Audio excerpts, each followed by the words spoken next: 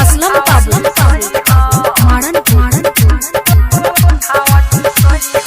आवतानी जहन तारा गावे के बारात में मिले खातिर हेडी तू रही हो रात में। अरे लिपस्टिक लगा दी हो हाँ आवतानी जहन तारा गावे के बारात में मिले खातिर हेडी तू रही हो रात में। ई है मौका तू जानी गवई हो, ई है मौका तू जानी गवई हो। मिले खातिर आई हो तू उठावा चुसई हो, चढ़ली जवानी के पानी पियई हो।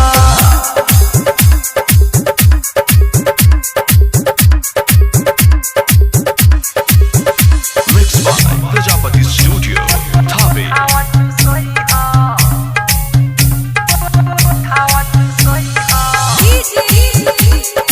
असलम बाबू मारन खाती आई हो तू उठावा और सज के संवर के तू रही हो तैयारी, देखी हो तू हमके तय हो पिछुआरी। हाँ सज के संवर के तू रही हो तैयारी, देखी हो तू हमके तय हो पिछुआरी। सुनो ये जान लाइट जरी तब तई हो, सुनो ये जान लाइट जरी तब तई हो। मिले खाती आई हो तू उठावा चुसई हो, चढ़ली जवानी के पानी पियई हो।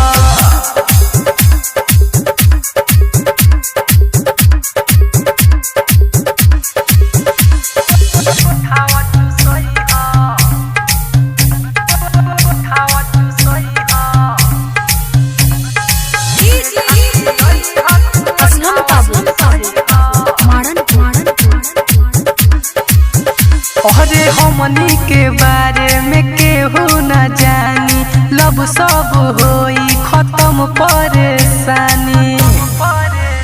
अरे हमनी के बारे में केहू न जानी, लब सब होई खत्म परेशानी। अभिषेक रवि से ना बतिया बतई हो, पिंटू रवि से ना बतिया बतई हो। मिले खाती आई हो तू उठावा चुसई हो, चढ़ली जवानी के पानी पियई हो।